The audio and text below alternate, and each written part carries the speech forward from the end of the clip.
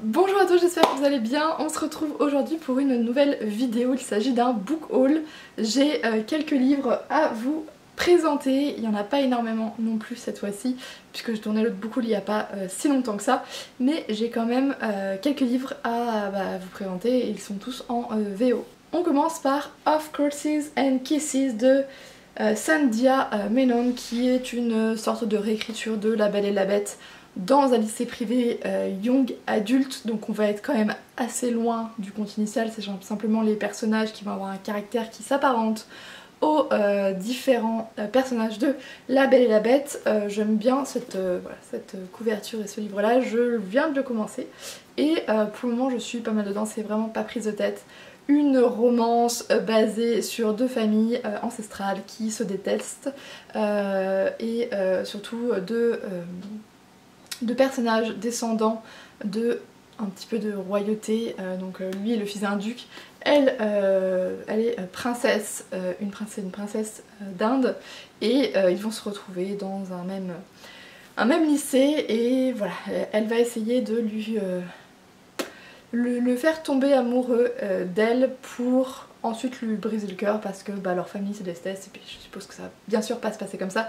Donc voilà, c'est vraiment cliché, mais voilà, j'ai juste besoin de ça et du coup je suis contente pour le moment de le lire. Je continue avec du K.A. Tucker, donc The Simple Wild, qui était sorti il y a plus d'un an maintenant. Donc une romance adulte qui se passe en Alaska que j'avais adoré, je l'avais lu sur ma liseuse. Et donc je n'avais pas encore craqué pour le livre papier, bien que j'adore cette couverture. Mais comme j'ai vu qu'était sorti la suite de ce livre là, donc Wild Hearts, toujours de la même autrice bien sûr, mais cette fois-ci en auto-publié, donc j'en avais pas forcément beaucoup entendu parler. Et quand j'ai vu avec là encore cette magnifique couverture, et voilà, c'est du K.A. Tucker, j'avais beaucoup aimé le premier tome. Ici on va retourner en plus en Alaska, donc j'ai vraiment hâte de me plonger aussi dedans. Il est beaucoup plus gros que le premier, donc franchement c'est pas mal. Alors après c'est peut-être parce que le premier, les pages sont plus légères, donc ça se tourne plus vite. Non, il y a quand même une centaine de pages de plus.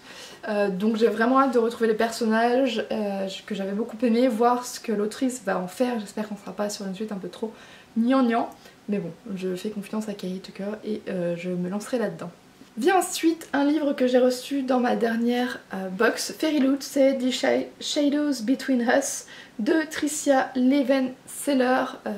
Voilà, la couverture franchement ne m'aurait pas attiré plus que ça. J'ai par contre beaucoup aimé ce qui a été fait avec le hardback que voici, et surtout l'illustration de la Dust Jacket, je ne sais pas si vous la voyez bien, qui est absolument magnifique. Donc là on est dans de la fantasy, c'est ça, fantasy young adulte plutôt, avec une jeune femme que l'autrice dit qu'elle aurait pu venir de Serpentard.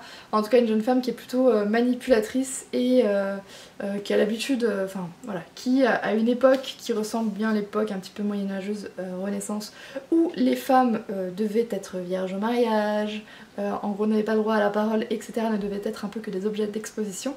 Cette jeune femme va un peu à l'encontre de toutes ces règles, mais à chaque fois qu'elle met un homme dans son lit, elle a toujours une manière de le faire taire par la suite.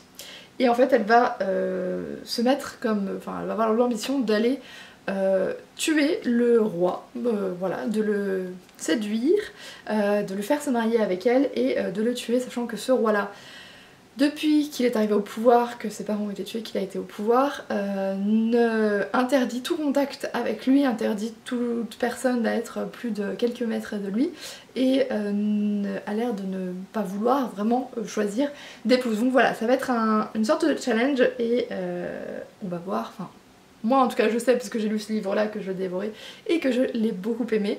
Voilà, j'aime beaucoup la plume de l'autrice, je vous en reparlerai dans un update lecture prochainement, mais sachez que c'était aussi l'autrice de, je sais pas si je l'ai ici, ah je dois l'avoir dans le coin pourtant, de Daughter of Siren Queen et Daughter of the Pirate King, que j'avais lu l'année dernière.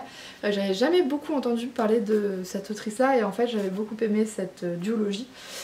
Et j'ai beaucoup aimé ce tome aussi, qui est un tome unique. Toujours dans les hardbacks avec Bone Crier's Moon de Catherine Purdy, avec une couverture que j'adore. J'ai vraiment craqué surtout pour cette couverture là, presque plus que pour le hop, je vous montre la jaquette.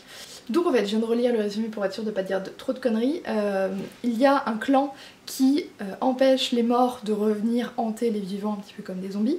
Mais pour ça, ils doivent prêter serment à une déesse qui, en contrepartie, leur demande de tuer leur premier amour. Donc cette jeune fille va prêter serment, elle est prête à prêter serment à cette déesse. Et du coup, il faut qu'elle trouve son premier amour et qu'elle aille le tuer. Et de l'autre côté, on va avoir Bastien. Son père a été tué lors de ce rite de passage il y a plusieurs années. Et du coup, il a décidé de se venger. Et bon, je pense que voilà, on comprend que l'histoire d'amour ne sera sûrement pas loin. Et je termine avec un pavé, non des moindres. Donc c'est Crescent City House of Earth and Blood de Sarah J. Maas, son premier adulte fantasy. Que voici, et c'est une brique, hop, donc là il n'y a rien, hop, là, et surtout la première page qui reprend un petit peu la couverture. Donc c'est une brique qui fait plus de 700 pages, je pense qu'on est presque à 800, c'est pas écrit en plus bien gros à l'intérieur et les pages sont assez grandes. Je l'ai commencé. Mais autant vous dire que en ces temps un petit peu troublés, j'ai un petit peu de mal à vraiment me mettre dedans. Il y a beaucoup de personnages, mais en fait on va suivre une jeune fille, Bryce, dans ce monde-là qui est peuplé, dans cette ville qui est peuplée d'êtres surnaturels, des vampires, des archangels, des anges, pardon, des vampires, des anges, des loups-garous et des fées. Et elle est plutôt mi-humaine, mi-fée, donc elle n'a pas énormément de pouvoir, mais quelque chose va un petit peu chambouler toute sa vie, et alors que les démons commencent à envahir la cité, elle va devoir trouver qui est au cœur de tout ça, et on sent qu'il y a une petite histoire d'amour aussi qui se profile. Ce n'est qu'un tome 1, voilà, c'est la bonne brique. Comme je disais, j'ai commencé à me plonger dedans, mais il y a tellement de personnages, de lieux, etc. que quand on n'est pas vraiment focus dedans, on ne peut pas se rappeler, il n'y a pas de glossaire, ce qui est peut-être un petit peu dommage. Donc voilà, c'est pour ça que j'ai swifté, j'ai choisi un autre livre parce que j'arrivais vraiment pas à réellement me plonger dedans, mais je veux quand même lui laisser sa chance parce que je l'attendais avec impatience et parce que c'est du Sarah J. Maas. Donc voilà, je pense qu'il viendra pas tout de suite dans un update lecture parce que le temps que je le lise, ça va forcément prendre du temps. Voilà, c'en est tout pour ce book haul. J'espère que j'aurais pu vous donner envie avec certains de ces livres. N'hésitez pas à me dire si vous en avez noté d'autres et vous en avez acheté plutôt d'autres qui pourraient me plaire ou simplement voilà, pour en discuter.